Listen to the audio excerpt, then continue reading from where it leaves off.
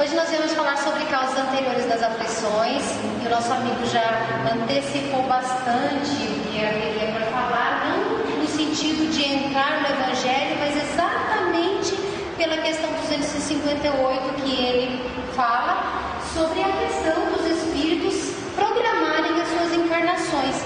E nós, como espíritas, entendendo que a nossa existência ela é programada, nós vamos deixar de reclamar um tanto dos nossos problemas. Outro dia me perguntaram, uma moça que passou por uma situação muito difícil, problema sério, família espírita, ela é espírita, uma pessoa admirável em sua força, em sua coragem. Ela me pergunta assim: Vânia, por que é que mesmo a gente sabendo que programa a encarnação antes de nascer, quando nós chegamos aqui dá vontade de desistir? E por que eu estou falando isso que ela me perguntou? Porque o nosso amigo é Roberto, né? O Roberto acabou de falar sobre a programação encarnatória. E eu vou falar sobre causas anteriores das aflições.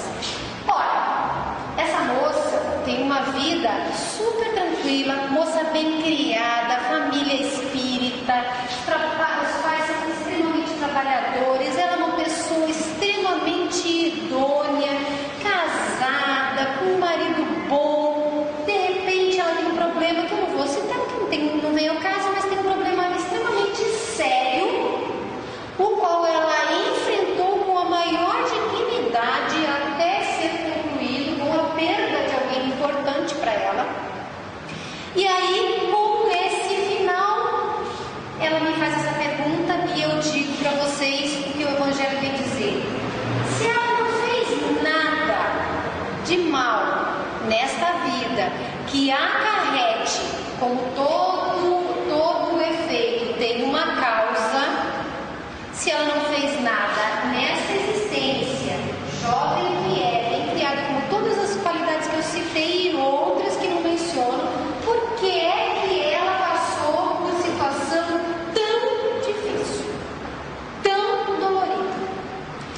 Bom, se eu perguntar para vocês assim, Deus nos pune pelo bem que nós fazemos? O que vocês acham? Deus nos pune pelo bem que fazemos? Lógico que não. Muito bem, ganhou 10 na sua prova de hoje. Deus nos pune pelo mal que nós não fazemos? Mais 10 pontos no ar aqui. Pune ou não? Pelo mal que nós não fazemos? Não, 10 pontos para você também hoje. Hoje eu estou uma professora generosa, dando 10 para todo mundo. Então Deus não pune pelo bem que nós fazemos e Deus não pune pelo mal que nós não fazemos. Se nós sofremos, e a razão tem que ser justa. Se nós sofremos, a razão tem que ser justa, certo? Ou Deus seria injusto por nos punir perante a sua lei. Não é Deus carrasco, de chicote, dando pancada na gente aqui embaixo porque ele está de mau humor. Deus não tem emoções. Deus ama, mas ele não tem as emoções humanas. Então, se Deus permite que as suas leis reajam em nós, porque todo efeito tem uma causa, ele permite que nós soframos, tem que ser porque de alguma forma nós erramos em algum momento. E essa moça que eu falo, minha amiga, e nós, em muitas coisas na nossa vida, sofremos. E sofremos sem ter feito mal, sem ter errado. Vocês concordam que a gente sofre muitas vezes por coisas que a gente não fez? O Roberto, para minha alegria, antecipou o outro lado. Ele falou da gente sofrer pelo aquilo que nós fazemos. E isso nós poderíamos considerar na outra parte desse mesmo trecho, assim, em seguida do Evangelho, que fala de causas atuais das aflições. As causas atuais são fáceis de nós mensurarmos. A pessoa que exagerou em determinados vícios tende a ter determinadas doenças. A pessoa que exagerou, abusou de determinados comportamentos agressivos tende a encontrar violência no seu caminho. A pessoa que desrespeitou as relações afetivas tende a ser solitária, abandonada, traída, etc. Por quê? Porque ela teve uma causa que gerou um efeito. E esse efeito é perfeitamente visível ligado a essa causa. Mas nós não estamos falando de causas atuais, nós estamos falando de causas anteriores. Então é lógico e racional para nós que somos espíritas ou simpatizantes espíritas e por tal razão compreendemos a reencarnação como uma verdade, para nós é fácil dizer, ora, está no passado o motivo da minha dor, o motivo do meu sofrimento. Ok, mas mais do que nós acreditarmos que isso é a verdade, nós precisamos entender a lógica para que isso seja verdade na nossa vida. Porque nós não nos vemos como se fosse na telinha da TV, como se fosse um filme assistindo o nosso passado e dizendo, opa, aquele personagem lá sou eu. Nós temos um esquecimento. E aí, por não saber que personagem somos nós, mesmo acreditando, tendo convicção da vida anterior, das vidas anteriores, nós precisamos ter essa lucidez de entender por que é racional, por que é justo que Deus tenha nos dado várias encarnações e por que estas várias encarnações às vezes acarretam sofrimento. Então, voltando àquelas questões, Deus não pune pelo bem que nós fazemos. Deus não pune pelo mal que nós não fazemos. Se nós sofremos, é porque de alguma forma, em algum momento que não foi nessa existência, nós violamos as suas leis. E havendo esse axioma, essa formulazinha bem prática, para toda causa, para todo efeito existe uma causa anterior, nós vamos entender que Deus sendo justo, a causa tem que ser justa. E nós não somos meramente bonecos, marionetes que estão aqui jogados na terra, um grande teatro onde Deus decide que nós vamos sofrer sem ter culpa, sem ter uma responsabilidade anterior. Fica claro para vocês esse raciocínio? Porque esse raciocínio ele é básico, mas ele é muito importante.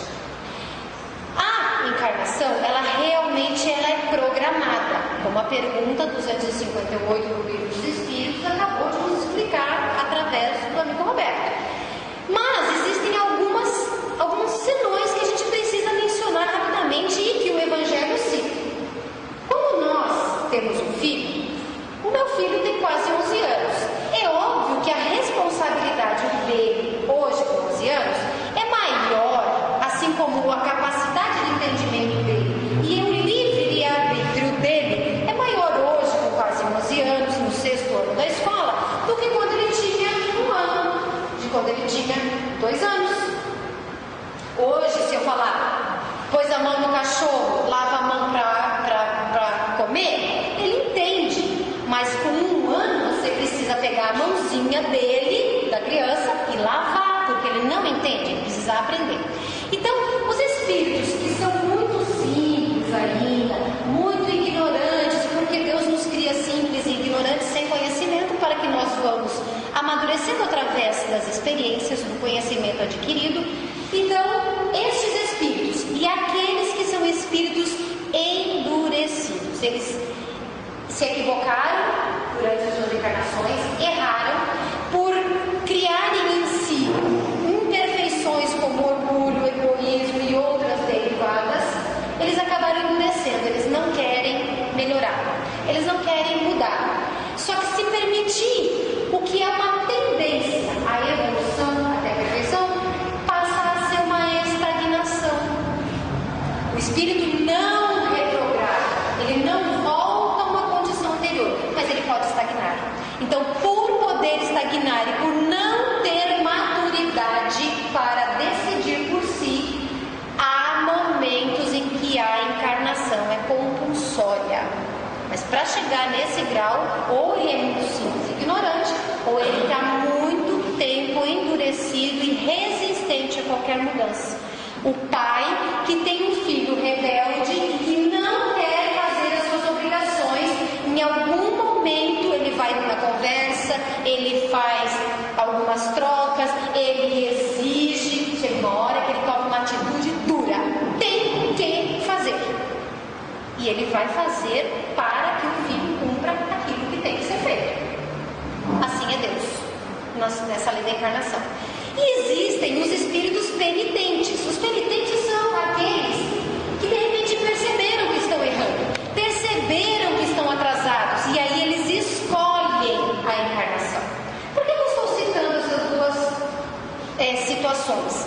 Porque tanto o espírito que tem uma condição compulsória de encarnação, quanto o espírito penitente, especialmente na Terra, que é um planeta de expiações, eles vão passar por condições de vida difíceis que em algum momento vai trazer sofrimento.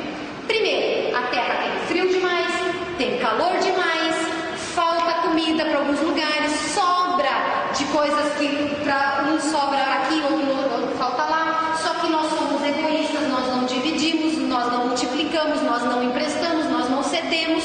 E aí as pessoas começam a sofrer as condições do próprio planeta.